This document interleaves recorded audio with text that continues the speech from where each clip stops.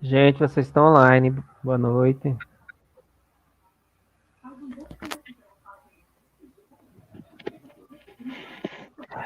Pessoal, sejam bem-vindos. Boa noite. Para quem está online, gente, vocês já estão online. A bola está com vocês, tá? Habilitem o microfone e vamos lá, tá bom?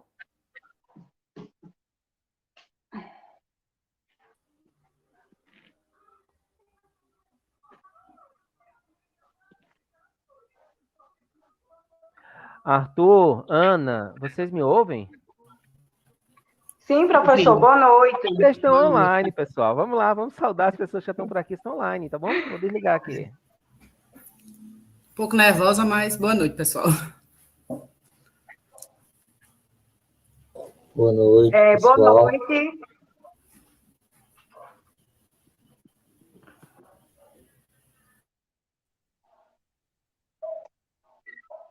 Apareceu. Vamos lá, pessoal. Vocês estão online, gente. Inicia aí. Boa noite para as pessoas que estão online. Vamos lá. Pessoal, sejam bem-vindos, vocês que estão aqui presentes hoje. Vocês estão aqui no canal do Grupo Pesquisa GIDES. Sintam-se acolhidos, sintam-se acolhidas. Nancy Santos já está por aqui, Valdineia. Bom, aqui está o pessoal do Projeto Integrador, tá certo? Gente, vocês estão coordenando a atividade. Se apresentem e depois convidem nossos colegas convidados para participarem, tá bom? Vou desabilitar, hein?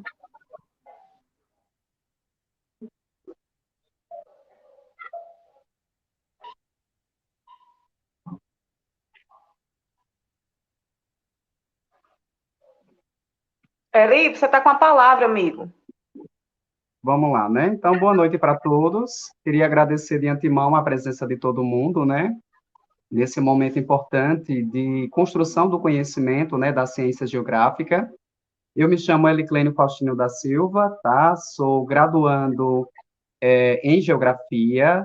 Também sou formado em História pela Universidade Estadual da Paraíba, né? Com especialização em metodologia do ensino de História e História e Cultura Africana.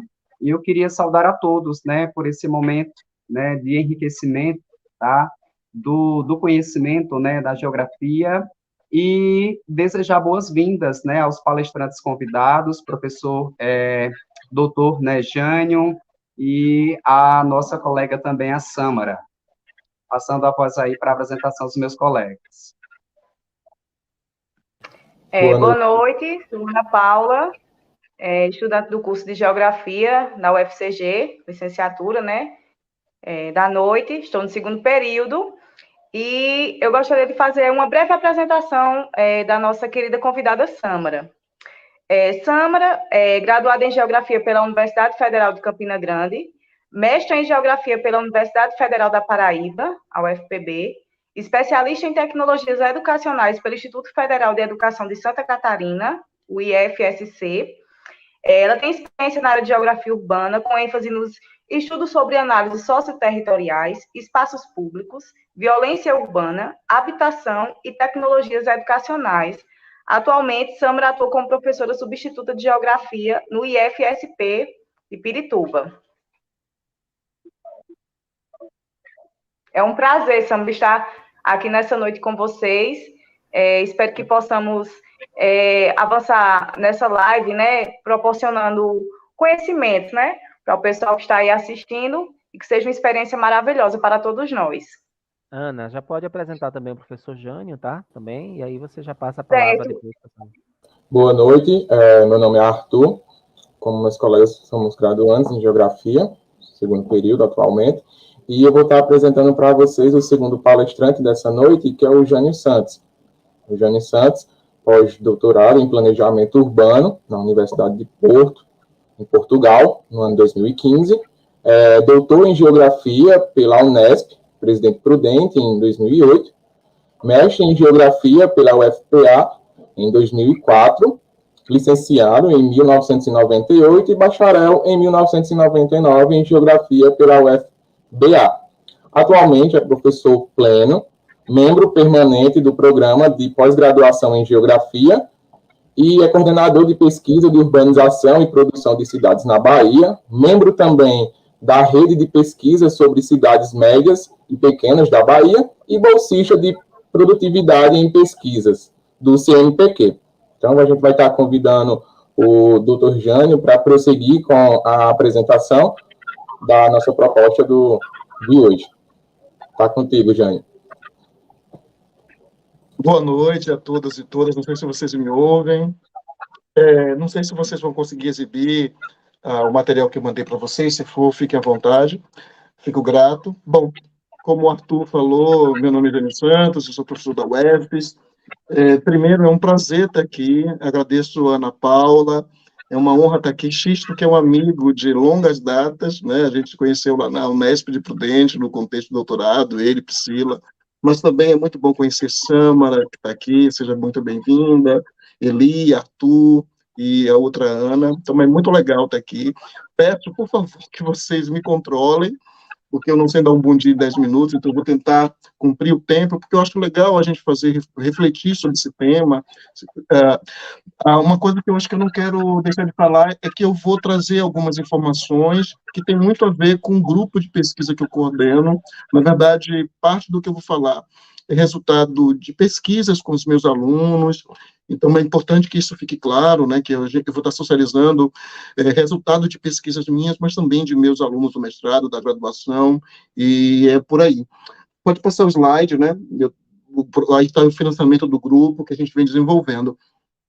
Acho que aqui, antes de começar a fala, eu quero contextualizar duas coisas importantes. Uma, que assim, é interessante quando a gente fala Cidade Média, apesar de eu não vou ficar só na Cidade Média, mas assim, é importante quando a gente debate esse fenômeno e a gente recorta com a Cidade Média, a gente lembrar que o objetivo não é ver a Cidade Média em si, mas é entender, e a professora Encarnação Spots fala muito bem sobre isso, né, é entender e pensar como diferentes fenômenos repercutem nas cidades à medida que mudam a escala da cidade, né? É preciso entender como um fenômeno, como nós vamos falar um pouco hoje sobre as ocupações, ele vai acontecer em cidade pequena, média, em uma metrópole, e isso é algo muito rico, que faz com que a gente perceba as perspectivas diferentes da urbanização brasileira, né? Fugindo daquele modelo que a gente teve durante muitas décadas, que era explicar a cidade pelo que acontecia na metrópole. Então, acho que o estudo da Cidade Média, como de outras cidades, o Micropolis, que eu também falo, coordenado pelo professor Paulo Jurado, que estuda a cidade pequena, qual é o objetivo maior? A gente entender diversas matizes da urbanização, pensar um pouco sobre isso. No nosso grupo, a gente já há algum tempo vem trabalhando, a gente não entende que a cidade média de um lado e a pequena do outro, porque a gente acha que pensar em cidade só desses polos perde de vista outras nuances. Então, a gente trabalha um pouco também com um conceito que eu venho formulado junto com o grupo, que é o conceito de cidade subregional, né? Que são cidades que não são pequenas, não são médias, mas possuem papéis de intermediação e que a gente vem trabalhando nessa perspectiva, mas que eu acho que no outro momento eu debato. A minha fala vai estar concentrada em 4 pontos.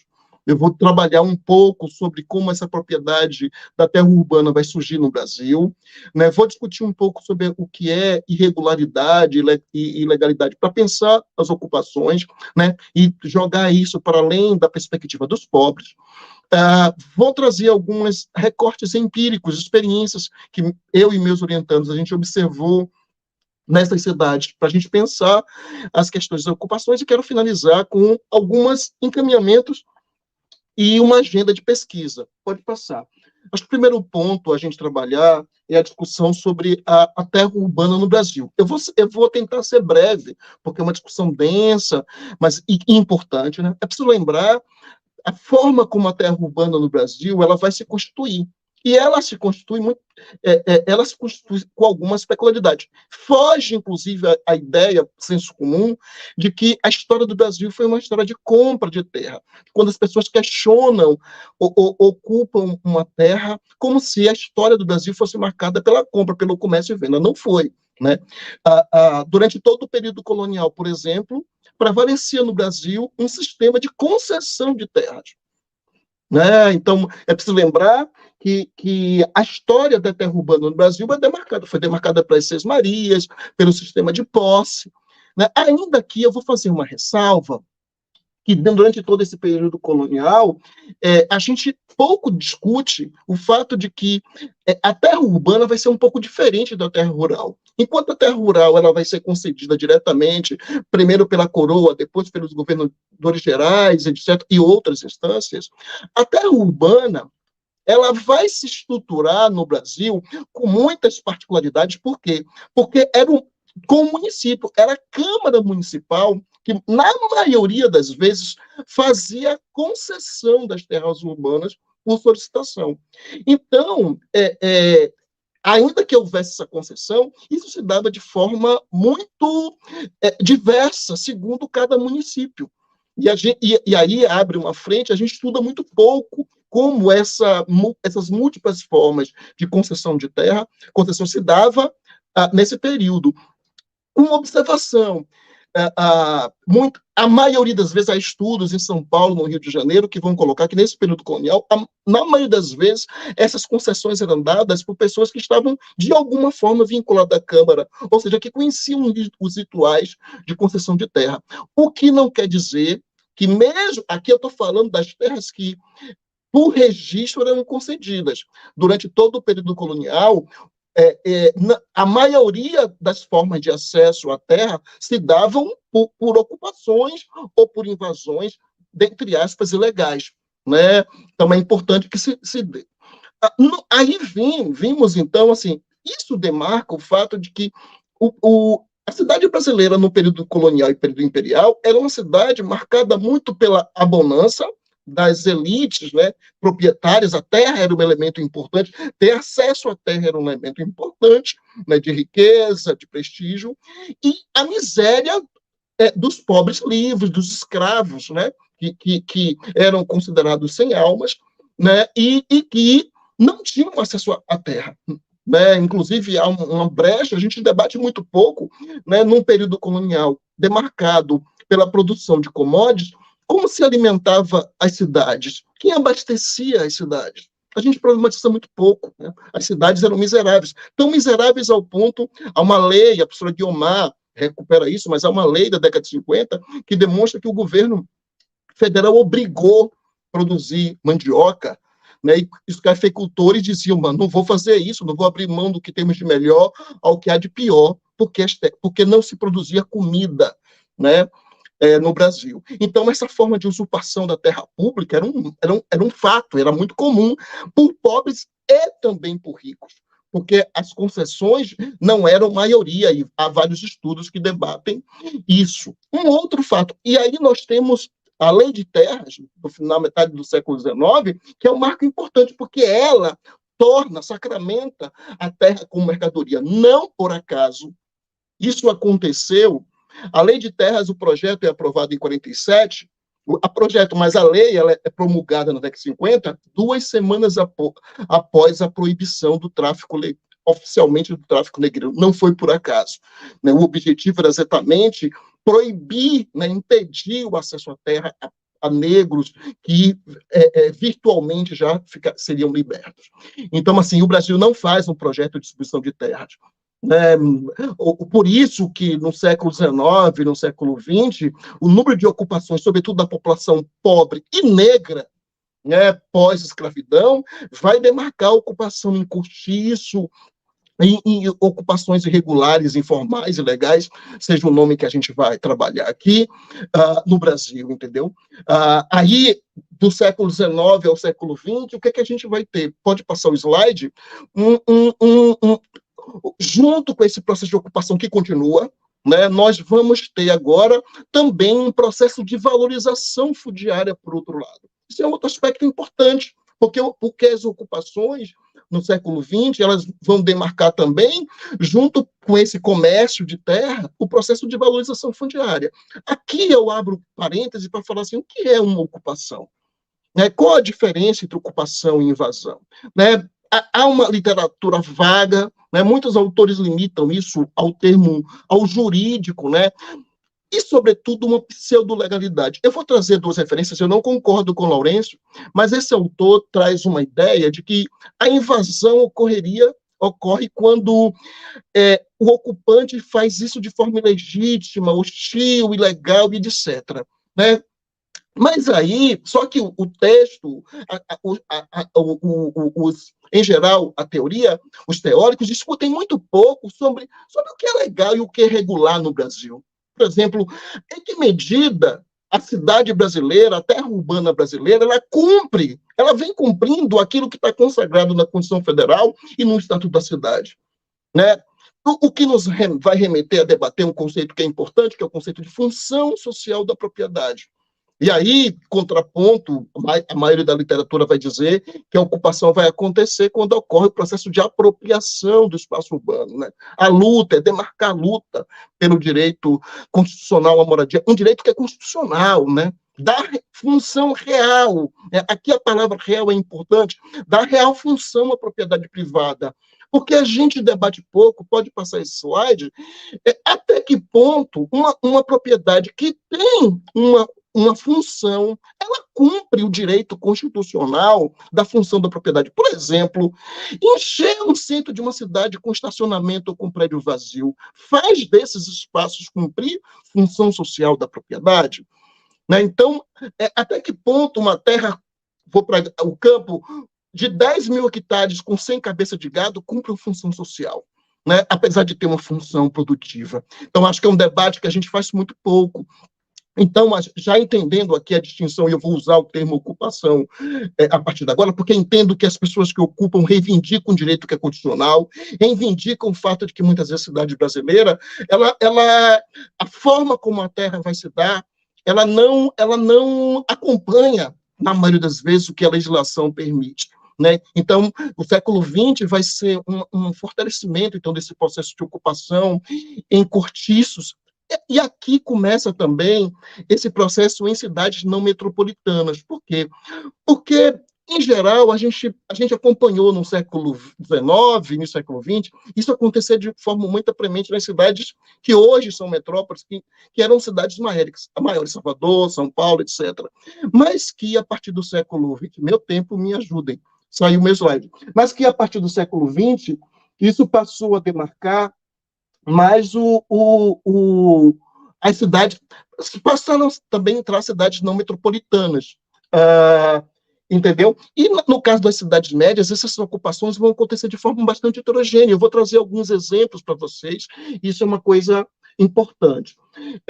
E aí, entre 60 e 80, é quando fortemente, no caso das cidades médias, sobretudo, mas também nas metrópoles, a luta por reforma urbana ganha centralidade. Né?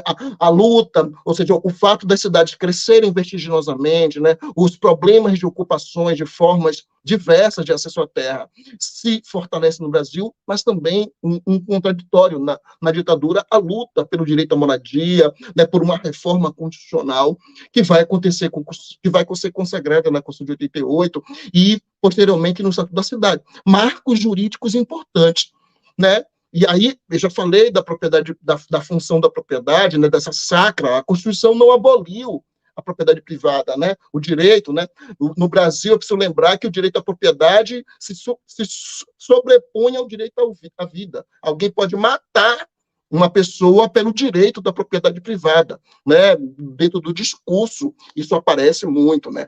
Então, para a gente perceber os marcos da propriedade no Brasil.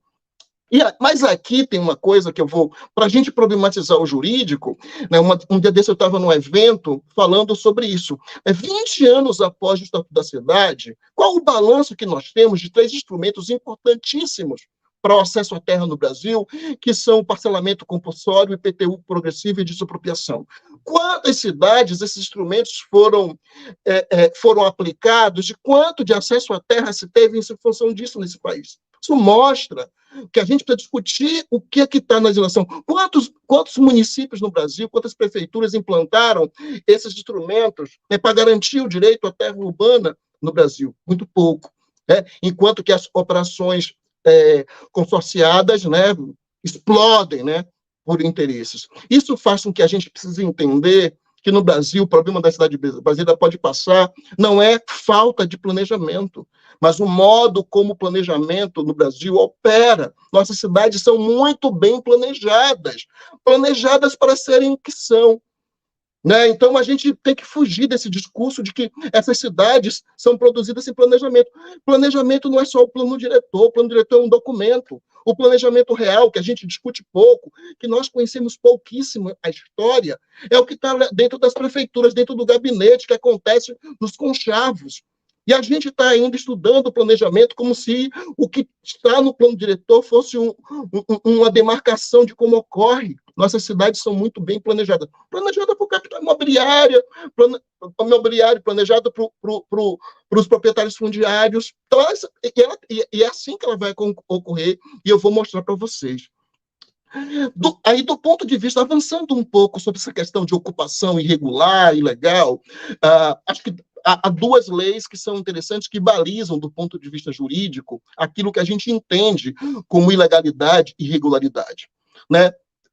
A Lei 58 de 37, que é talvez a primeira lei que se demarca um pouco isso, é uma lei que vai instituir, por exemplo, a questão da obrigação com certos parcelamentos, né, com a propriedade de imóvel, de como vai regulamentar a compra, e a LPSU, que é de 79, que é a mais importante, porque ela normatiza, né, o que é um loteamento, o que deve ter, as exigências legais, e que baliza boa parte da legislação a partir de então, que vai ser instituída. Lembrem que é uma lei que vai ser promulgada na ditadura militar, com um objetivo muito claro. É um período, como eu disse, de forte expansão urbana e de fortes ocupações, e a lei ela quer ser punitiva. Isso é importante, né? É uma lei que visa punir as pessoas que vão ocupar espaços ilegais, só que se esquece que a marca histórica do acesso à terra, inclusive urbana no Brasil, é por via daquilo que se chama de ilegalidade, sobretudo por parte dos pobres. Né? Aqui o conceito de legalidade e irregularidade ele é importante. Né? O que é que, do ponto de vista jurídico, a gente chama de ilegal? Né? Normalmente são ocupações, loteamentos sem autorização, sem registro, ou quando eles não executados, mas eles são comercializados. Então, em geral, o ilegal está ligado a isso. Né? Já o irregular está falando, quando a gente usa essa palavra irregularidade, a gente está falando de loteamento, de lotes que foram aprovados pelas prefeituras, mas que o lote ele difere daquilo que o projeto original, ou seja, ele não cumpre um conjunto de exigências. Assim, são dois marcos conceituais para a gente diferenciar esses termos aqui, mas é preciso lembrar, como a Maricato muito bem disse, que a história da ocupação, entre aspas, ilegal, marca o processo de formação da cidade no Brasil, né, que vem lá do período colonial e que, de alguma forma, se reproduz hoje. E aí eu vou partir para trazer alguns exemplos do que a gente vem acompanhando. Por favor, pode passar o slide, eu vou tentar ser pontual, assim, mostrando para vocês o quanto essa relação, digamos assim, promíscua entre legalidade, ilegalidade, irregularidade, ela demarca não só a cidade ocupada pelos pobres, mas também pelas classes médias e pelos ricos. Fabiana, minha orientanda Maria Fabiana, ela vai estudar Santo Antônio de Jesus, e ela estuda os loteamentos lá. Vou pegar esses dois exemplos, aqui ela estudou loteamentos que foram formalizados. E, quando ela estuda esses loteamentos, várias irregularidades e ilegalidades elas vão encontrar. Esse mapa, por exemplo, demarca loteamentos que foram implantados na cidade fora do perímetro urbano. E nenhuma lei complementar foi autorizada para isso. Mas isso dentro de uma miríade de outras observações que ela faz sobre o processo de ilegalidade, e ela faz um estudo muito interessante, pode passar o slide, dentro do Ministério Público, mostrando um conjunto de não cumprimento de leis. Né? Santo Antônio de Jesus é uma cidade que eu vou chamar de uma cidade subregional, a gente chama aqui. Uma outra cidade importante para a gente, Santa Bárbara, que foi estudada por Diego Rebelo. Santa Bárbara é uma cidade pequena, e Diego estudou os loteamentos aprovados, loteamentos vinculados a camadas médias e altos interesses empresariais. Dos loteamentos que ele analisou, apenas um cumpria todos os requisitos exigidos por lei. É preciso lembrar que esse município não tem plano diretor, é regulamentado pela lei de 79, e observe, né, a gente está são loteamentos pautados na prefeitura, mas que não cumprem aquilo que a legalidade. Dentro de 8, apenas um cumpriu. A gente até ficou perguntando por que isso cumpriu. Aqui, pode passar o slide. Esses 2 exemplos eu trouxe para a gente, primeiro, superar o ideal de uma cidade que ela é ilegal para pobre e legal para rico. Essa não é a marca, né? Isso é importante. Segundo ponto que eu falo para vocês, e aqui eu vou debater o estado, eu vou trazer Salvador, eu estudei Salvador, essa área, esses 2 mapas, essas 2 imagens que eu trago aqui, é uma área dos alagados. É muito interessante essa área, eu não vou detalhar aqui, mas essa primeira imagem que está à esquerda mostra alagados da década de 46, antes das ocupações, e uma imagem atual, de 2022, dos alagados. Nessas imagens eu estou comparando, ou seja, todo esse processo de ocupação que se deu dentro do mangue, dentro d'água, né, foram parafitas, né, que se construíram aí em 60, 70 anos, e tudo isso foi ocupado pela população pobre, que teve, junto numa cidade altamente valorizada, teve como estratégia de ocupar o mangue essa única possibilidade de ter acesso à terra. E aqui, a primeira coisa que eu digo, não são pessoas que só pessoas subempregadas, não. Eu acompanhei pessoas que trabalhavam na Petrobras, empregados formais, que tiveram aí, ou seja, dentro de uma estrutura capitalista, que não paga salários dignos aos trabalhadores, a única possibilidade de morar dentro dos alagados. Né? Isso mostra o que é o acesso à terra no Brasil e que está dentro dos marcos formais do capitalismo, formais que eu digo em termos de emprego formal. Passa para mim, e essa imagem é interessante para a gente se perguntar, pode passar? Essas 2 imagens, isso aqui é dentro de Alagados, né? Essa imagem é de uma área de Salvador. Sabe o que aconteceu aqui? Nessa área, uma parte, a prefeitura que recebeu dinheiro, né, na época do ACM pai, do ACM avô, não o neto, ele recebeu dinheiro para construir habitações populares, ele construiu com madeirite e eternite, quase 5.000 habitações, numa cidade como Salvador. Em 2 anos, as habitações estavam para cair, numa parte, né, uma coisa espúria, absurdo, mas nessa área, e sabe o que a prefeitura fez? A prefeitura pegou, pôs os lotes, essa foto de um fotógrafo J me cedeu gentilmente, e ele mostra, a foto de baixo é o primeiro momento, e o segundo, a própria prefeitura estimulou as pessoas a ocuparem, porque ela já não queria mais nem construir as habitações de madeirite e eternite. Foi assim que as pessoas daí tiveram acesso à terra, nesse contexto. E aí a gente se pergunta, é esse Estado que vai ter capacidade de resolver os problemas urbanos quando ele mesmo produz? Né? Pode passar a história dos conjuntos habitacionais do programa Minha Casa Minha Vida, Minha Casa ou Minha Vida, muitas vezes, nos remetem um pouco a isso. Uma outra cidade, retoma o Santo Antônio de Jesus, uma pesquisa desenvolvida por Júnior, né? Aliando um pouco o trabalho que Júnior fez. Júnior estudou condomínios fechados em Santo Jesus. Essa cidade, ela é um caso à parte, uma cidade de 70 mil habitantes, e nela você encontra talvez o maior volume de condomínio por metros quadrados em qualquer cidade. Da Bahia não tem igual. Né? Mas ela vai coexistir muito bem com um conjunto de ilegalidade, né? De fechamento de lotes, de conjuntos que são fechados ilegalmente, etc., com ocupações, né, da população pobre que migrou do campo e vão estar convivendo, né, junto, e as pessoas acham que o problema da ilegalidade é, por exemplo, essa foto do Alto Santo Antônio, em que pobres ocuparam, que vieram no campo. Pode passar. Pode passar. Essa próxima foto, assim, uma cidade que Lucas, um orientando meu, está estudando, Itapetinga. Interessante, porque Lucas vai mostrar e vai observar que essas formas de ocupação e a forma como o Estado intervém junto a essa população pobre, ela não é de hoje. Olha essa fala, né? Derruba em 10 dias uma ocupação para as pessoas e elas vão viver onde? Ou seja, o processo de ocupação em cidades pequenas, médias, pelo menos na Bahia, ele não é recente.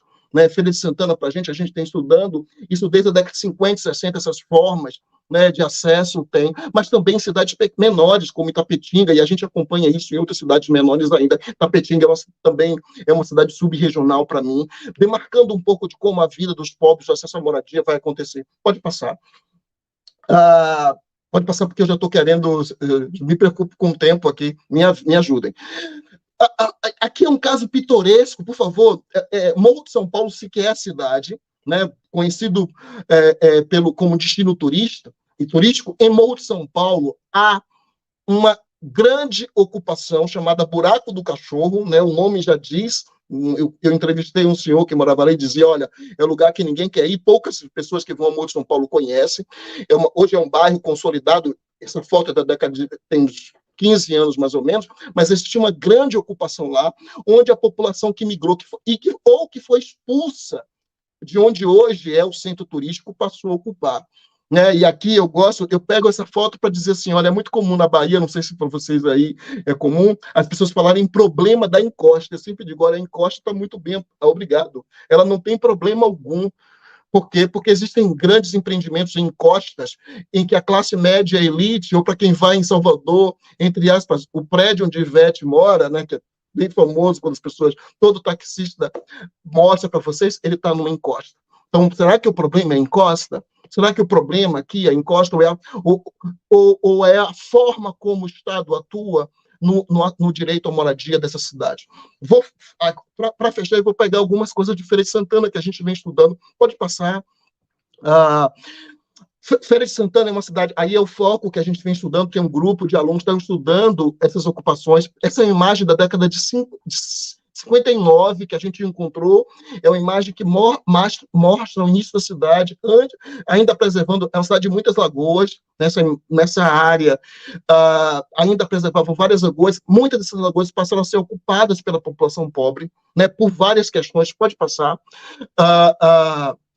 Uma coisa interessante que eu acho que é um marco para as pesquisas que a gente debate, né, e é bom que hoje esse tema está na pauta, é que esse debate sobre quem ocupa a população pobre, esse mapa é um mapa de renda feito por Luane, uma orientanda minha, e o próximo mapa de Feira de Santana, o próximo mapa, se a gente coincidir esse mapa com população negra, onde o percentual onde vive a população negra, vamos perceber que essas áreas pobres de ocupação foram fortemente ocupadas pela população negra. Então, é preciso que a gente coloque no Brasil, né? É preciso que a gente coloque, porque aqui eu não estou recorrendo só à pauta para a população negra. Aqui, no caso do Brasil, a questão racial ela é muito forte, mas isso pode ser usado em outros países. Eu até estou escrevendo um texto sobre segregação, que eu coloco, né? Mas esses marcos da relação entre segregação e religião, e renda, e cor, e etnia, ele é importante para desvendar nuances que, durante muito tempo, na geografia brasileira, ficou obscurecida. Então, a gente tem debatido também isso, né? Quem é que ocupa, né? Dois orientandos meus, João Paulo e Júlia, vêm trazendo o depoimento das narrativas de quem são as pessoas que ocupam, qual a trajetória de vida dessas pessoas, sobretudo negras, que ocuparam esses espaços. Pode passar, por favor? Acho que eu estou no último slide agora. Bom, é o último slide mesmo. Assim, esse mapa, por que a gente está fazendo essa pesquisa? Porque há 10 anos, quando eu removi para Feira de Santana, eu observei que a história dos ocupantes na cidade ficou invisibilizada. As pessoas não conhecem quem são eles. Tem aqui um especialista, Xisto, que estuda os movimentos sociais urbanos, é uma referência para todos nós, né? Mas, assim, há um lado a história dos movimentos sociais urbanos, mas há um lado da história de quem ocupa essas cidades. E uma agenda de pesquisa precisa ser feita, né? A gente está tentando levantar para conhecer a narrativa, a trajetória dessas pessoas que ocuparam essa cidade, que estão invisibilizadas, porque quando a gente estuda a cidade de Feira de Santana, ou a gente fala da industrialização, ou a gente fala do comércio, mas a gente esquece, por exemplo, de quem ocupou a cidade. A gente esquece que, por exemplo, a prefeitura estimulou via um programa chamado Plano Lá, a esse processo de ocupação. E que hoje, acredito, pode passar, eu estou com um projeto, junto com a prefeitura, e eu fui comentar um pouco sobre isso, e acreditem, eles disseram que não tem interesse em regularizar essas áreas irregulares que eles mesmos estimularam. vou finalizar, porque acho que eu já tenho extrapolado o tempo, mas, assim, eu acho que falar em agenda, uma agenda de pesquisa, é preciso que a gente supere essa ideia de que as cidades brasileiras não são planejadas, elas são bem planejadas, e a gente precisa conhecer esse planejamento real, né, que está para além do plano, ou que acontece independente do plano. Então, a gente acho que é uma agenda de pesquisa importante. A gente precisa estudar e dar visibilidade a esses sujeitos que ocupam uma cidade. Tanto estudar os movimentos sociais urbanos, como o X estudou, mas dar visibilidade também a quem ocupa esses sujeitos, entre aspas, intangíveis, que em cidades médias e pequenas há pouquíssimos estudos sobre esse tema.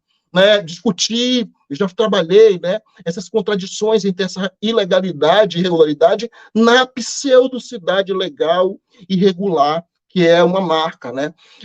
Colocar, por exemplo, essas ocupações dentro do plano da luta por moradia, acho que trazer mais em cidades médias, isso é muito importante, né, porque o tamanho da cidade muda as relações. E, por final, como eu coloquei, acho que uma outra pauta de pesquisa importante, né, que ganhou fórum, que precisa chegar também aos estudos da cidade média, é a relação entre essas ocupações de processo de segregação e a questão racial, que no Nordeste e que no Brasil tem um peso importante, do meu ponto de vista, né, para a gente perceber outras nuances subjetivas desse processo. Então, finalizo agradecendo a vocês, peço desculpa, porque acho que eu passei uns 5, 6 minutos dos 20 minutos, mas agradeço e fico aberto ao debate.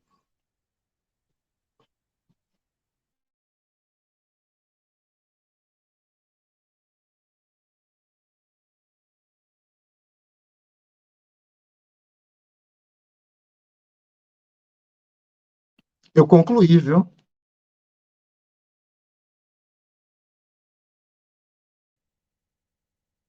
Professor doutor Jânio, é muito pertinente, né, toda a sua discussão em relação à questão da problemática, né, das cidades. E um questionamento que eu queria fazer era como que você vê essa questão da segregação socioespacial, tá, em outras cidades brasileiras? Eli, você me ouve? Antes de passar a palavra para o Jânio, é bom, chama a Sâmara logo, que faz blocos, entendeu? Certo? Passa a palavra para a Sâmara logo. Concordo. Ok. Sâmara, agora é com você, Sâmara. Olá, boa noite a todos. Boa noite, professor Xisto, equipe, né? O Eli, a Ana, as Anas e o Arthur, que me convidaram para participar desse momento. A todos que estão escutando a gente e também eu quero agradecer a todos vocês e também ao professor Jânio, né? Boa noite. Também quero agradecer essa aula, que é um prazer, assim, escutar o senhor. Foi incrível, muito importante, né? Porque essas questões que envolvem as cidades médias e pequenas precisam ser pensadas com urgência. A questão racial também.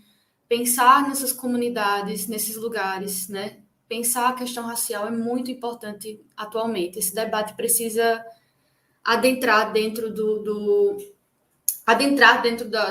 nossas universidades, enfim. Eu sou a Sâmara, fiz parte dos GIDs, né? Hoje eu faço ainda parte, mas um pouquinho distante.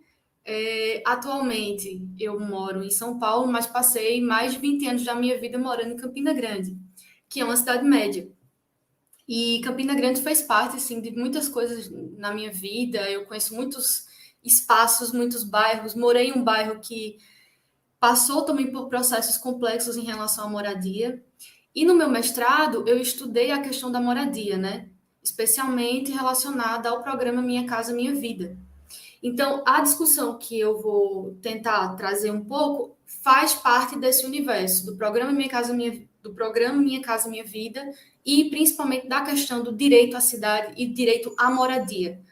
Então, eu vou tentar fazer essa relação, certo? Vez ou outra também eu posso colocar alguns aspectos, por exemplo, relacionando a cidade como São Paulo, que é óbvio que tem uma outra escala de análise. Mas eu acho importante, às vezes, a gente pensar por quê? O problema das ocupações, né? Que eu nem falo problema, mas a questão das ocupações, a questão da moradia, ela se espacializa, ela está presente em vários espaços urbanos, em várias cidades do nosso país. E isso é perceptível em nosso cotidiano. A gente está andando na cidade e vai percebendo isso na paisagem. Isso fica perceptível. E essas lutas se dão em vários níveis. Pois bem, o professor Jânio, ele trouxe uma discussão incrível a respeito também da história. Então, eu acho que eu nem vou puxar muito para isso, né? Porque essa questão histórica, ela vai se desdobrando em nossa realidade cotidiana. Aí, eu só vou retomar um pouco alguns conceitozinhos para que nós possamos ir conversando. No que, né, eu entendo por favelas e a questão das ocupações, a gente pode fazer uma breve distinção, apesar que em alguns momentos elas se relacionam, certo? Na minha concepção, e vez ou outra eu vou olhar aqui para o lado porque eu tenho algumas anotações, tá certo? As favelas, elas são produzidas a partir da ação individual, em geral. E essas famílias, elas vão pouco a pouco construindo as suas residências em áreas públicas ou privadas, através da ocupação irregular de terras. Por outro lado, a gente tem as ocupações, né, que seriam basicamente a partir de uma decisão já coletiva, certo? Com um planejamento e uma ação. Isso aí tudo feito de forma conjunta. Esse breve relato, essa distinção, ela é baseada especialmente na Hermínia Maricato, né, que aborda muito esse tema. Algo em comum entre esses dois conceitos seria o quê? A questão da autoconstrução. Isso se dá muito nesses dois universos, certo? As ocupações irregulares também, elas se constituem como empreendimentos realizados, né, sem o devido cumprimento da legislação urbanística, ambiental, né, civil, penal e etc., nos quais são realizadas a abertura de ruas e a demarcação de lotes, sem o devido controle do poder público. Estes são posteriormente transferidos a terceiros, né, que rapidamente iniciam a construção de suas casas. Os assentamentos, assim constituídos, são desprovidos do planejamento urbanístico.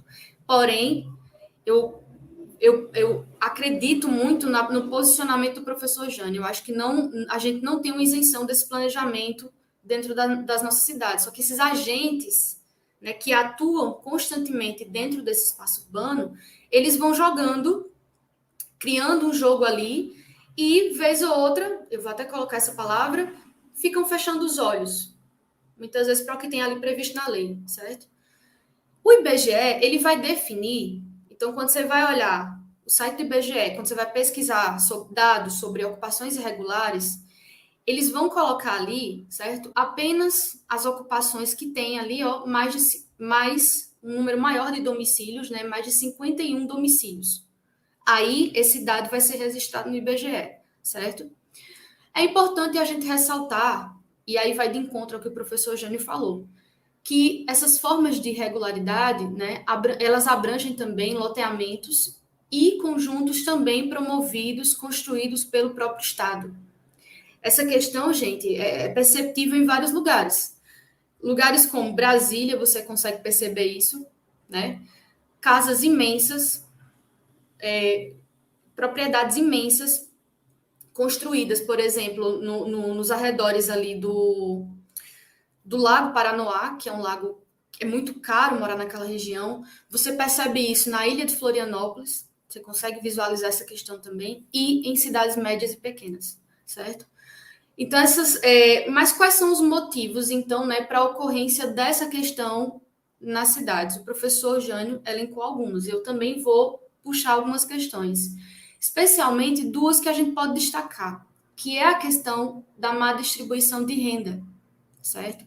E a condição da terra como uma mercadoria. Por quê? Nós precisamos lembrar que as cidades, né, as cidades brasileiras, elas são pensadas e produzidas a partir de uma lógica, que é a lógica do capitalismo. Certo? São cidades pensadas, como eu disse anteriormente, por esses agentes que estão nesse jogo mediante essa produção capitalista do espaço urbano. E então, você tem esse jogo dentro da cidade, certo? Eu quero também puxar uma outra questão, a da moradia.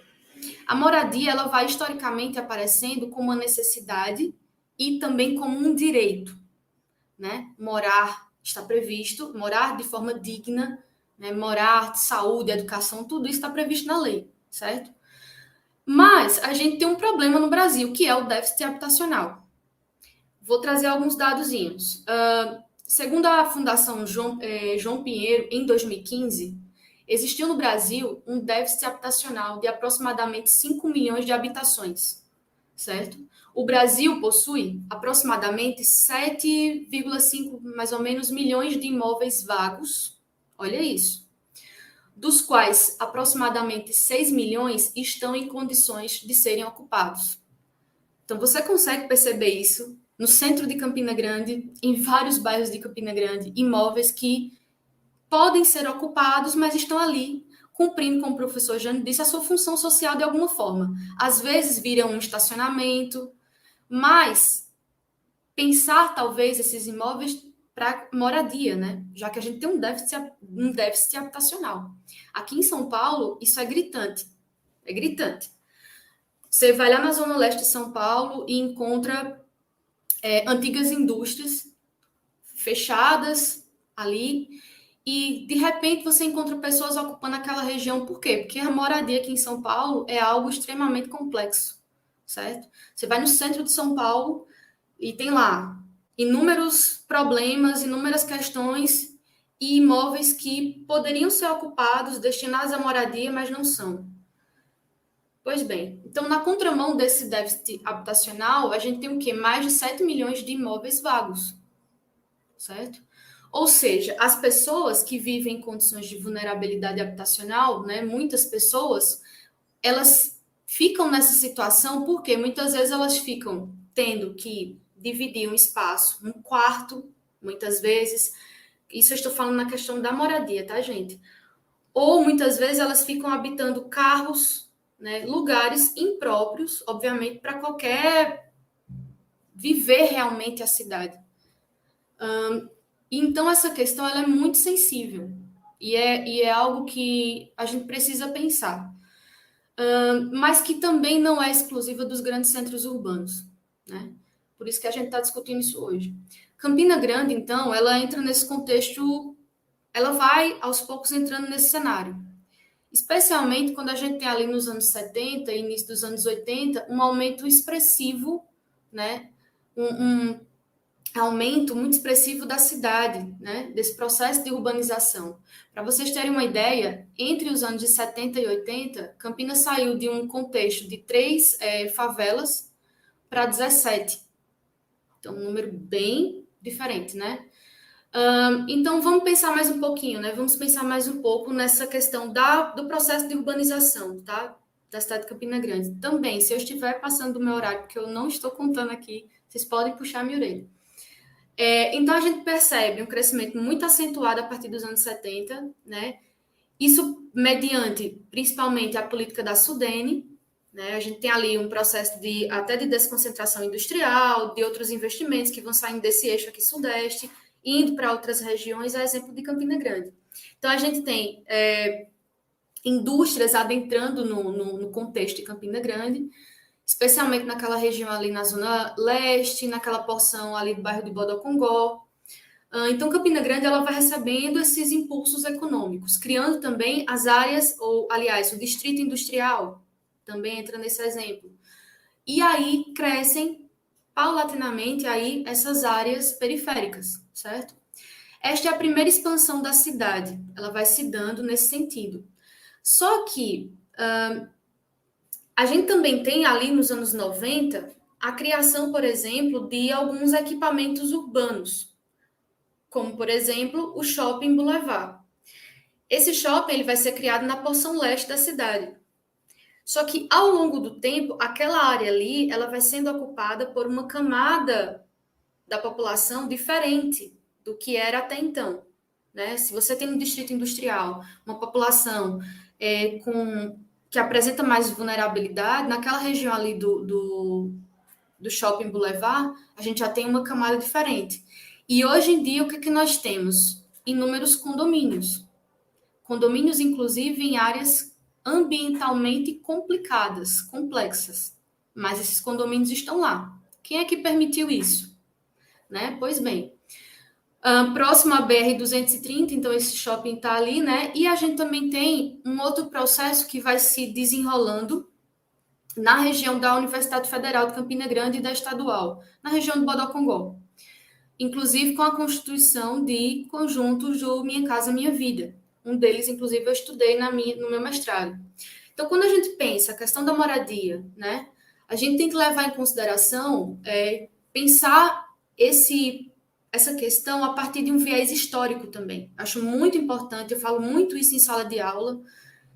A gente tem que analisar as coisas num contexto maior, numa escala maior, pensar também na história, o que é que estava acontecendo no mundo, né, porque isso vai se desdobrar também nas cidades médias e pequenas. Então, a gente percebe, sim, uma produção que se deu de forma também, em alguns casos, né, muito excluindo a população de baixa renda. Então, a população de baixa renda ela vai ficando excluída desse processo, no quesito, na questão da moradia. Isso porque até os anos 80 a gente tinha uma produção habitacional na cidade de Campina Grande, só que ela se dava por meio, por exemplo, de alguns conjuntos que, em alguns casos, foram até invadidos, como é o caso do bairro das Malvinas, hoje em dia. O bairro foi construído, foi organizado, a prefeitura demorou a entregar, né? E aí a população, obviamente, temos as casas, nós precisamos de moradia, então eles invadiram aquela região ali, lembrando da nossa discussão, né, do que o professor Jânio falou. Então, a gente tem depois um outro cenário que é por meio do Ministério das Cidades, que aí já pega o que nós estamos vivenciando atualmente, que é uma nova forma de produção de moradia por meio dos conjuntos habitacionais do Minha Casa Minha Vida, né, que vai começar em 2009, realmente. Então, em Campina Grande, nós temos vários conjuntos habitacionais que vão sendo construídos ao longo do tempo. Junto à Recime, eu estudei alguns desses conjuntos, nós debatemos, né, porque esse processo não aconteceu exclusivamente em Campina Grande. Outras cidades, inclusive aqui do interior de São Paulo, presenciaram isso, a constituição desses conjuntos habitacionais. E o que é que eles têm em comum? Quando você pensa nos conjuntos habitacionais, se eu estou falando de 2009 a 2014, 15, eles vão sendo construídos a partir de 3 faixas. Você tem os conjuntos habitacionais nível 1, 2 e 3. Os que são para as camadas da população de baixa renda, em geral, eles vão sendo construídos em áreas periféricas da cidade. Um deles, que fica próximo que é o Major Veneziano, fica próximo ao bairro das Três Irmãs. Se a gente pega um mapa da cidade de Campina Grande, a gente consegue observar que ele fica bem no finalzinho da malha urbana da cidade, certo? Para vocês terem uma ideia, quando eu estudei esse conjunto, eu fiz uma análise em relação ao transporte coletivo. As pessoas que moram naquela região, para conseguir acessar o centro da cidade, elas demoravam mais de 50 minutos. Por quê? O ônibus só existia uma linha. Não sei se isso permanece, porque eu não estou mais, né, morando na região e nem tão ligada a esse cenário, mas antes, isso em 2016, elas passavam mais de 40, 50 minutos para chegar no centro. Era uma linha só. Isso é muito complicado, gente. Porque se a gente pensa, por exemplo, o direito à cidade, o que é o direito à cidade? É você ter direito, não só ter uma casa, o direito à moradia, não é só direito de ter uma moradia, é ter direito de uma vida digna. É você poder usar os equipamentos da cidade, é você poder ir a um parque, é você poder não demorar dentro de um transporte coletivo, certo? Você sair do seu trabalho, chegar cedo na sua casa, porque nós temos direito também de viver e não sobreviver apenas. Mas esses conjuntos habitacionais que tentam resolver essa questão da moradia se colocam dessa forma, tá? Então, isso vai se desdobrando em vários bairros da cidade de Campina Grande. Gente, lembrando que isso vai sempre ser relacionado a essa lógica de produção capitalista, né, do espaço urbano. Eu vou chegando ao final, porque eu acredito que já deve ter passado. E aí eu vou ficar aberta a perguntas, espero ter conversado direitinho com vocês. Eu fico um pouco nervosa também quando eu estou sendo gravada. Eu acho que algumas pessoas também sentem isso, né? A gente fica com vergonha. Mas vamos lá. Obrigada.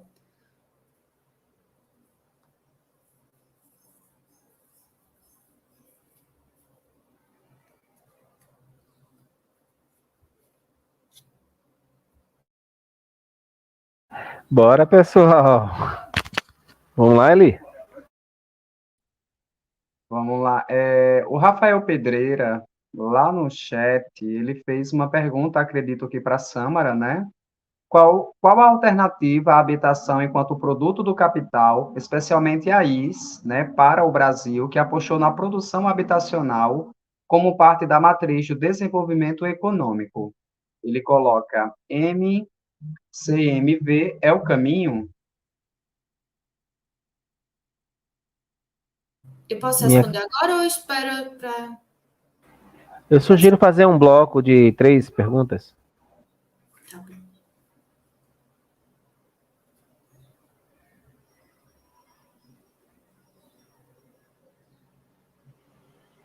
Samia pode responder, professor?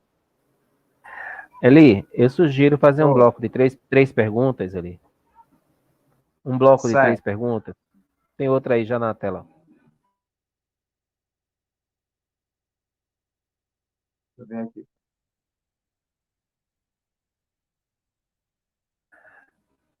Tá na tela, viu, Eli? Tá. A Secretaria de Territórios Periféricos no novo MinCidades deverá tensionar essa realidade da pseudocidade legal e ilegal? Nunca teve projeto de planejamento governamental?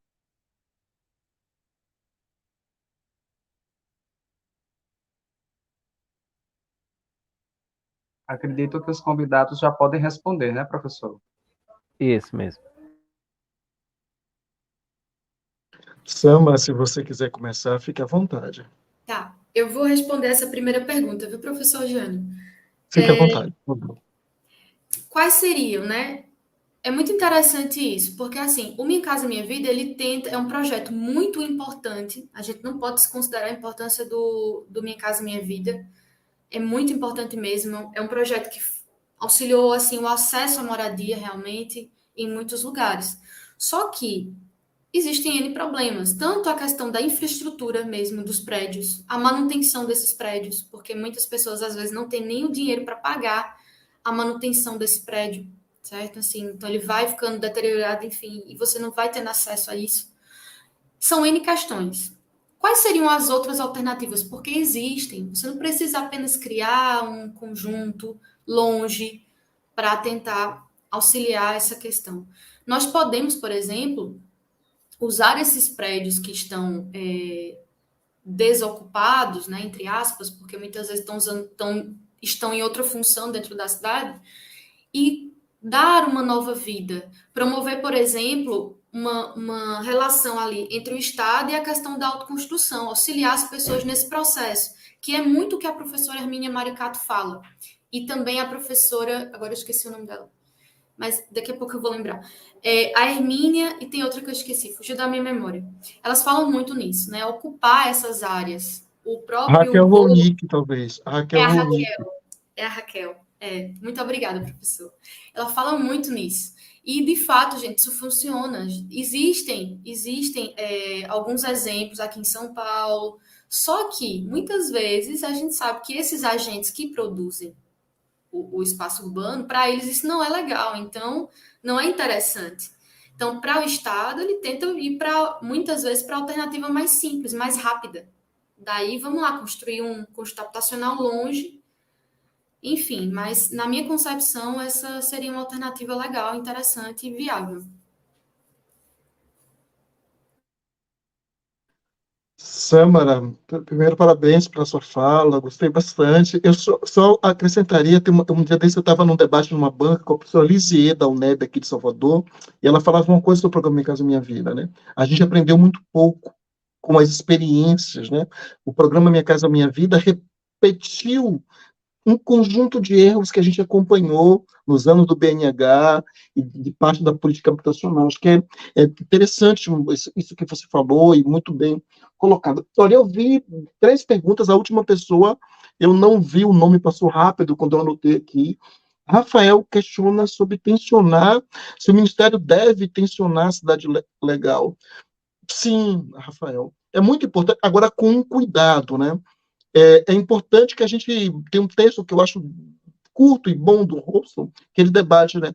A gente precisa ter cuidado até onde vai essa discussão sobre legalidade e ilegalidade, porque ela pode ser usada para oprimir os pobres, A história da cidade brasileira é uma cidade demarcada pela ilegalidade e irregularidade. O que a gente precisa, com o Ministério, que do ponto de vista de quem gere a política pública, é dar dignidade às pessoas, é reconhecer a cidade real. Vou pegar o título do brilhante texto da Hermínia Maricato, né? O lugar fora das ideias, as ideias fora do lugar. O problema é que nosso planejamento é pensado completamente deslocado da cidade real. Então, o que precisa é essa cidade real entrar no nosso planejamento. Aí eu já amarro para a última pergunta, amarro para outra pergunta que fez.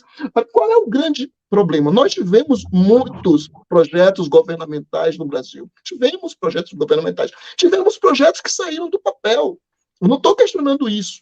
Como tivemos alguns que nunca saíram do papel. A história do nosso planejamento também é uma história de ações que nunca saíram do papel, né? De planos, né, que jamais, inclusive, olha uma outra agenda de pesquisa. Se você estudar em Campina Grande, a quantidade de propostas que nunca saíram do papel, que foram pautadas, né, mas que não foram ação, porque é uma coisa, eu dou aula de planejamento urbano, e eu sempre digo aos meus alunos, a gente precisa separar o que é o plano do que é a política urbana. Quem executa aquilo que se define, quando define no planejamento. Então, muitas vezes, aquilo que está planejado nunca saiu do papel. Eu trabalho em Feira de Santana, e para a gente ter ideia de como é contraditório esse processo, Feira de Santana teve um plano diretor aprovado em 92, e durante 25 anos ele não foi aprovado. Essa cidade continuou sendo planejada da forma mais bizarra possível. E as pessoas achavam que o problema era a falta do... Assim, aí o discurso era, é porque não tem planejamento. Aqui é porque não tem plano diretor. O plano diretor foi aprovado em 2018, não mudou nada. A ausência ou presença em si de um plano diretor, de um planejamento, de um plano, não muda nada. Por isso que até escrevi um texto, um livro sobre mobilidade urbana. Não estou dizendo aqui que o plano diretor não é importante, ele é, mas quando ele é um documento progressista que é usado nas mãos das camadas populares para reivindicar, de fato, melhoria. Se eu aprovo lá que vai ter que ter desapropriação, IPTU progressivo de desapropriação, eu vou cobrar isso. Se eu aprovo umas leis que protegem a população pobre, o documento é importante quando ele é progressista e quando ele vem com esse fim. Mas ele em si, como documento, como é a realidade do Brasil, né, aí vem como é a realidade da maioria dos planejamentos que tivemos no Brasil, muitos que não saem do papel, né, ele é um documento de gaveta, e aí, o que é que normalmente acontece? Eu aprovo um plano, guardo ele, e a cidade é planejada completamente alheia àquilo que foi aprovado. Então, essa relação que eu acho que é um pouco... E ele fez uma pergunta sobre segregação, ele muito interessante.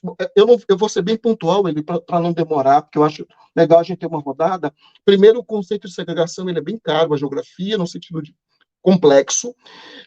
Às vezes a gente usa ele de forma indevida, né? Eu vou seguir a tradição de falar de segregação como espaço de residência, quando a gente é segregado do ponto de vista da geografia, ligado ao espaço de moradia. Não há segregação na sala de aula, do meu ponto de vista. A sociologia pode falar isso, a biologia usa o conceito, a genética, mas na geografia a segregação, para mim, tem relação com residência. Esse é um ponto importante, né? Vou discordar do professor Pedro Vasconcelos, um querido que eu adoro, ele tem uma tese de que no Brasil seria perigoso, baseado em alguns autores norte-americanos, que dizem que no Brasil não teríamos segregação, que segregação é um conceito que não seria aplicado à favela, porque para ele, para o grupo de estudos que eles trabalham, segregação só se aplicaria quando fosse forçada. Acho que é preciso debater, entendo e sei de onde vem a matriz do professor Pedro, mas assim, eu vou pensar que no Brasil a segregação, essa questão do que é forçado e do que é voluntário é complexo, e a gente precisa discutir, porque envolve renda, envolve aquilo que Samara falava e que eu estava colocando, que é a questão de como as pessoas têm acesso, as possibilidades de acesso à terra no Brasil. Então, trabalhar o conceito só por uma ideia de quando é forçado pelo Estado, dentro de uma matriz norte-americana ou francesa, acho que limita a capacidade explicativa. No livro Segregação Socioespacial, Marcelo Lopes de Souza e a professora Encarnação problematizam isso bem.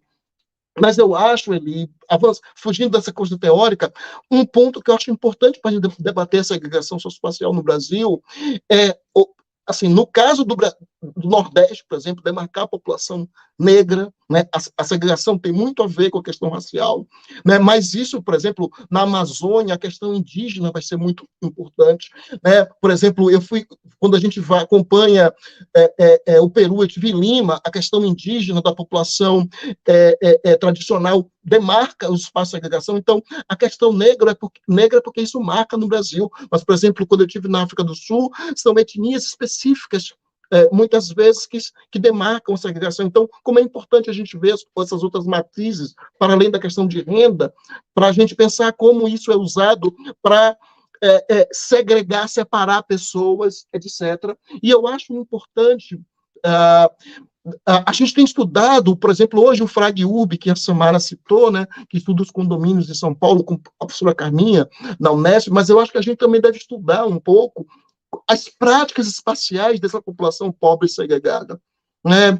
A relação dessas pessoas com a cidade, tanto no atual como no passado, acho muito importante. Enfim, porque eu pensaria, acho que isso permite, Eli, a gente pensar várias formas de segregação nas cidades brasileiras, médias, pequenas.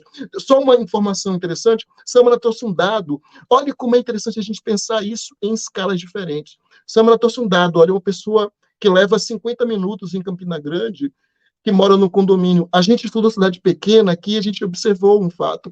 Isso vai acontecer na cidade pequena. Alguns moradores de áreas pobres na periferia, como eles se deslocam andando, eles levam 50 minutos para chegar ao centro. Né? Olhe como diferentes cidades mostram nuances diferentes de um mesmo fenômeno. Gente, eu fiz uma pequena intervenção aqui, eu peço desculpa, mas é porque eu queria fazer um... Opa! Seu vídeo saiu, Tício. Não, tá no cantinho aqui, foi que desabilitou. Voltou agora. Pronto. É porque eu queria fazer um breve sorteio de um livro. Eu vou deixar aqui. Quem estiver online, participando agora online, deve ter preenchido aquele formuláriozinho da frequência, tá? Vou me guiar por esse formuláriozinho da frequência. Daqui a pouco a gente já continua. Eu vou fazer um comentário, uma pergunta também, mas vamos lá. Deixa eu só compartilhar aqui a minha tela rapidamente. A janela. Ok, vamos ver aqui. Certo. Vai ser o meu livro, Produção do Espaço Urbano de João Pessoa, Paraíba, uma análise a partir da prática dos movimentos sociais urbanos. Nós, no próximo dia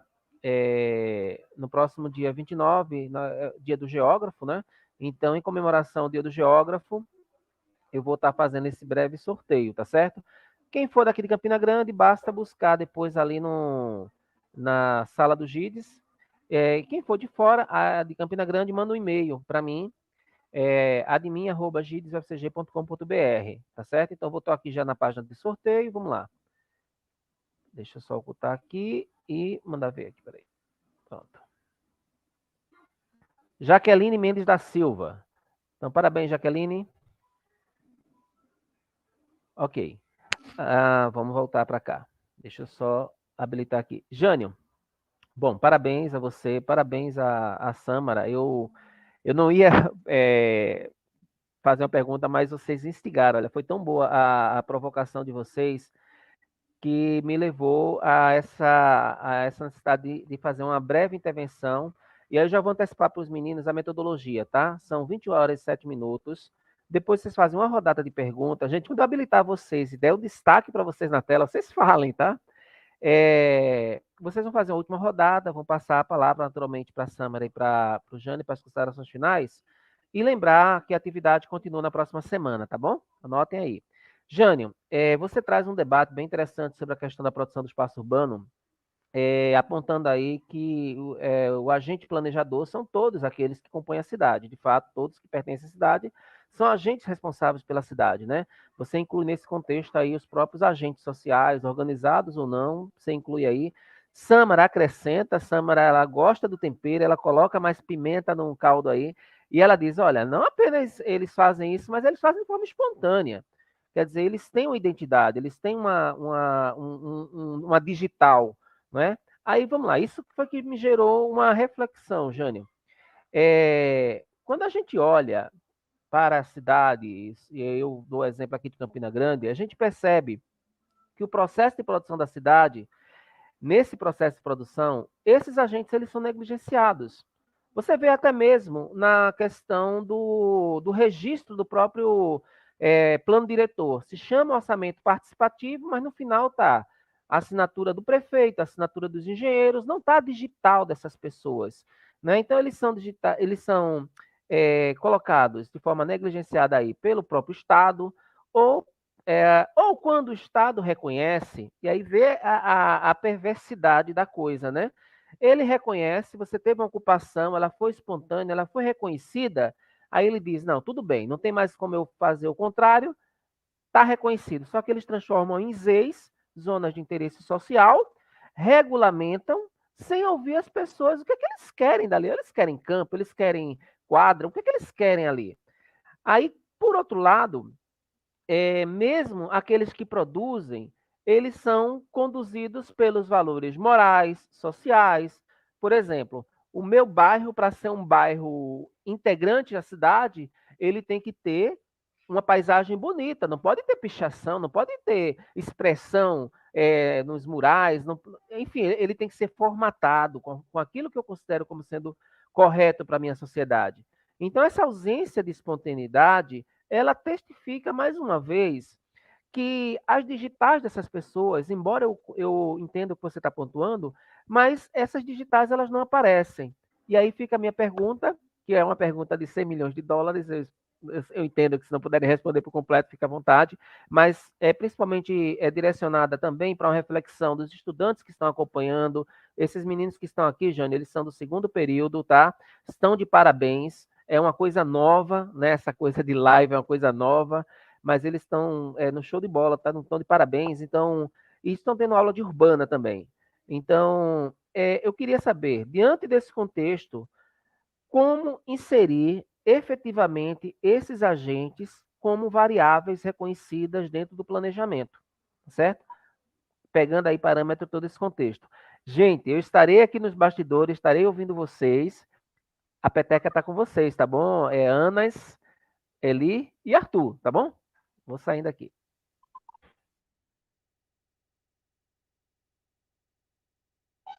Você falou, Xixi, só uma coisa, antes da gente perguntar, você disse que eles tinham perguntas. Talvez fosse melhor passar, a gente fazer uma rodada única e encerrar. Pode ser melhor por causa do tempo. Concordo. Gente, vocês façam aí já fiz uma, né? Vocês façam mais 2 perguntas, e aí a gente finaliza depois com as considerações finais, tá bom? Vamos lá, Eli. Tá, ok. Professor, vou passar a palavra para Clarice, né? Que ela quase não falou. Clarice, por gentileza. Boa noite.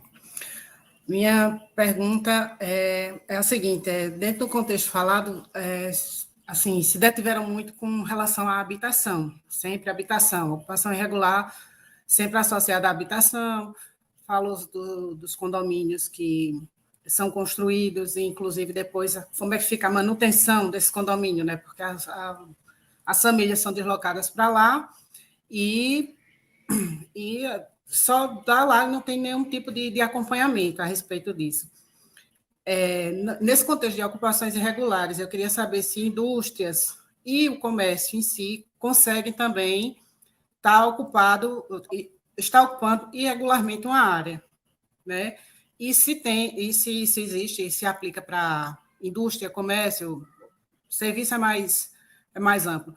Se existe algum órgão, alguma ONG, o Estado, o município, se fica o próprio CREA, ou se é somente com as informações que estão, por exemplo, no IBGE, no censo, né, de localização.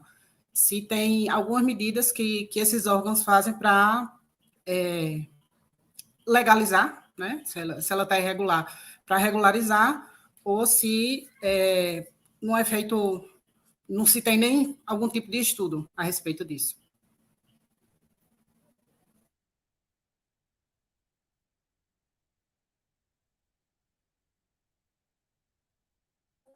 São apenas essas, pessoal? Então vamos lá, para a última rodada. Samara, você quer que eu comece, já que a outra você começou e aí você encerra? Acho que pode ser, a gente pode inverter, pode ser? Para a gente primeiro falar uma coisa, eu sempre digo uma coisa, ter jovens na geografia é saber que a geografia tem continuidade. Eu sempre digo, a melhor coisa na universidade é ter calouros. Sei que vocês não são, mas quando a gente tem que ter calouro na geografia, é saber que um dia vocês estarão aqui do lado de cá, da gente, dando continuidade à ciência. Então, que para a gente que está militando, que trabalha na universidade, tem como muito importante. Né? Então, acho que saibam disso. É muito legal ver uma atividade como essa, estar aqui com vocês que estão começando a militar numa ciência que é tão cara para a gente. Né? Então, eu conto que eu tenho 38 anos. Né? Então, há anos atrás, quando eu estava na graduação, fui calouro e estava nesse lugar de vocês, e hoje é muito feliz ter vocês aqui. Saibam sempre de estar com vocês. Muito grato. Então, na minha fala, eu já vou fazer minhas considerações finais, para não precisar voltar a palavra. Xisto, eu não sei se eu fui muito claro, olha, eu quero deixar uma coisa. Olha, quando eu falava que o planejamento é executado, eu estou dizendo que o planejamento não é o plano diretor. O planejamento ocorre por dentro dos órgãos públicos, independente da existência de um documento, entendeu? E tudo isso que você falou é parte, para mim, do planejamento. Por que eu estou dizendo? É porque muitas vezes a gente traz uma ideia de que, como se, olha, o fato de não ter um documento, o fato de não ter um plano diretor, o fato de não ter uma lei explicitamente colocada, a cidade não tivesse ocorrendo, sendo planejada dentro dos marcos que o interesse capitalista quer. Entendeu? Eu dou um exemplo de Feira de Santana. Aqui o discurso que o problema da cidade é sem planejamento. Quando eu digo aos meus alunos, Salvador, Feira de Santana, são cidades muito bem planejadas. Por que muito bem planejadas? Para serem o que são. Porque são cidades planejadas pelo conluio de dentro da prefeitura, exatamente para produzir isso que está me dizendo. Isso que você fala, olha, ela é planejada para fazer com que essas vozes que você reivindica, elas não sejam parte do processo, entendeu? É por isso que, bom, eu não faço campanha de divulgação de audiência pública, eu não faço audiência pública. Teve um município que eu estudei com um grupo de alunos, que a prefeitura fez a reunião para discutir o plano diretor na casa do prefeito, que ficava a 50 quilômetros da sede do município. Porque o objetivo era eles não estar. Mas o que eu quero dizer é isso é o planejamento urbano no Brasil. É assim que ele funciona. Você está me entendendo? O que eu quero dizer é isso, é que o planejamento brasileiro é esse. É esse que alija. Por exemplo, Salvador, tem um vídeo que vocês podem ver, chama Saramandai, existe. Aqui a prefeitura usou o fato da população protestar contra a implementação de uma via por dentro de uma comunidade de 40 anos que teria que desapropriar pessoas, né? O vídeo chama Saramandai Existe, ela usou a reivindicação das pessoas para dizer que as pessoas participaram. E conluiam com o jurídico, vou usar um neologismo ruim, tratorou literalmente a luta. Está entendendo? O que eu quero dizer? O planejamento funciona assim. Isto é o marco do planejamento, entende isso? É o não envolvimento da população.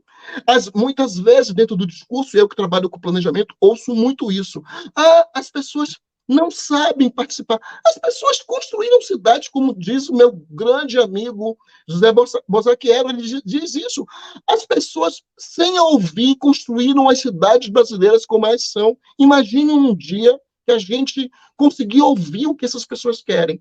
Mas isso não está na pauta, porque se quer exatamente que essas pessoas estejam fora dessa esfera. É assim o modo operante. O que eu quero dizer é que o planejamento brasileiro é esse. Ou seja, longe do discurso de não serem planejadas, elas são planejadas para serem assim, dentro desse modelo, alijando isso que está dizendo. Aí você faz uma pergunta que é muito importante.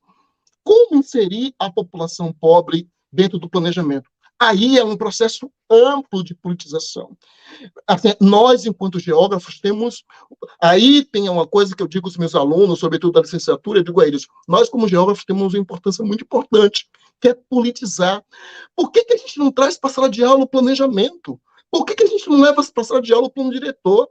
Por que a gente não debate isso com nossos alunos? A gente precisa criar uma geração que entenda. Tem uma frase que eu sempre digo, que querendo ou não, participando ou não, gostando ou não, votando ou não, a política, inclusive a política urbana, decide nossa vida.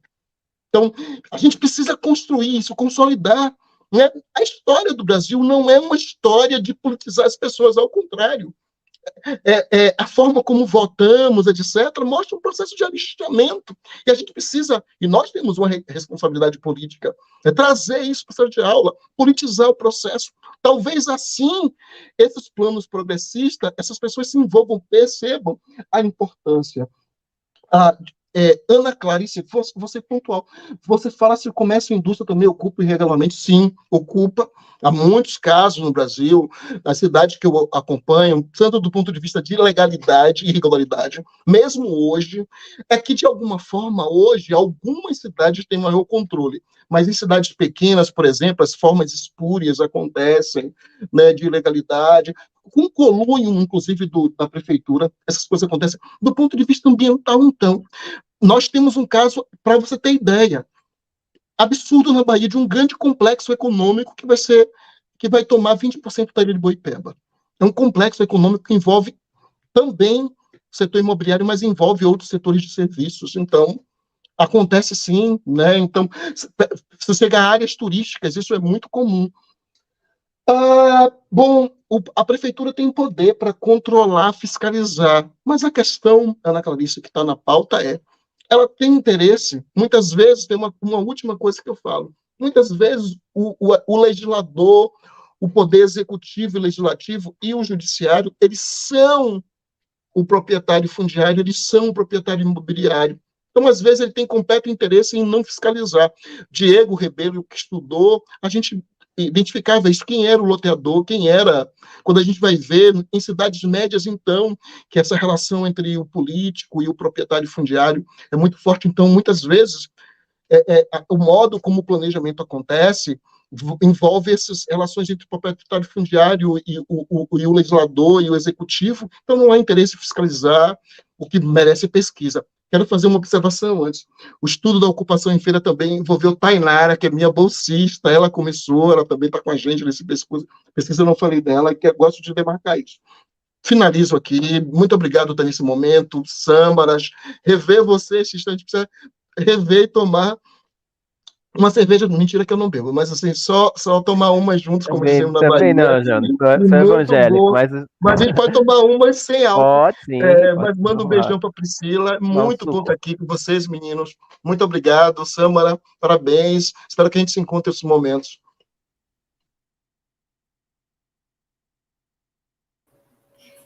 Gente, novamente, obrigada pela oportunidade, professor Xisto, né? É um prazer tão grande conhecer o professor Jânio, muito legal.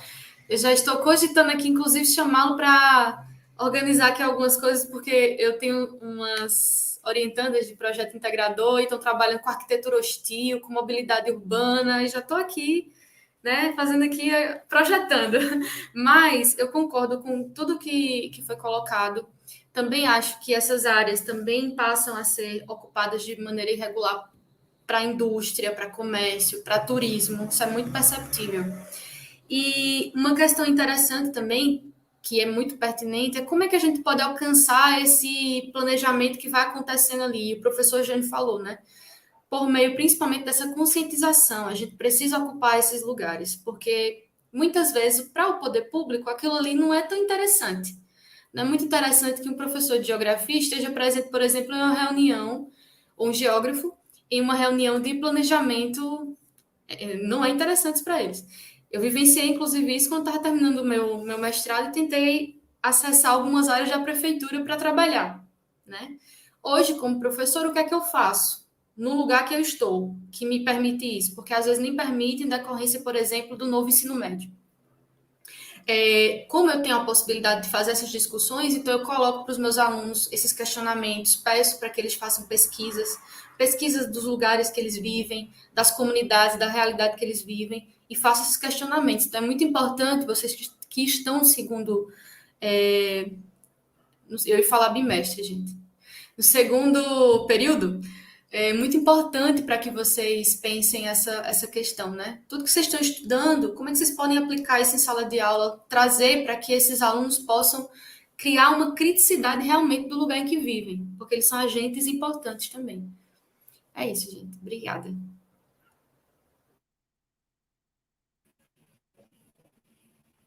Podemos agradecer? Certo? Nós, do grupo, gostaríamos de agradecer a Sâmara e a Jânio, né, pela atenção, pela disponibilidade de estar no sábado à noite, né, fazendo isso aqui conosco, que faz parte da disciplina, né, que nós estamos cursando agora no segundo período, né. O aprendizado, as informações repassadas foram muito pertinentes. Agradecer as respostas que foram dadas, não só a nossa, como ao pessoal que lançou no chat, né? Gostaríamos de agradecer ao professor Xisto, porque foi um desafio, pelo menos para mim, o desafio foi bem grande, né? Está falando aqui, aí lançado o desafio, mas eu estou muito satisfeita, gostei muito, né, de participar, foi uma experiência muito, muito enriquecedora para mim. Agradeço a todos também que assistiram, que estão acompanhando até esse momento. Boa noite, pessoal. Até mais.